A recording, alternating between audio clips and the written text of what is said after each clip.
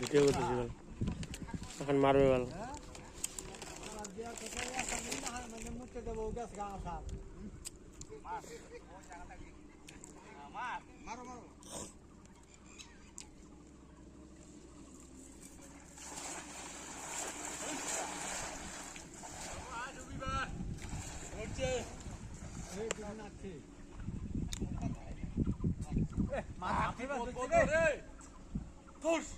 ডুব জল দেখছিস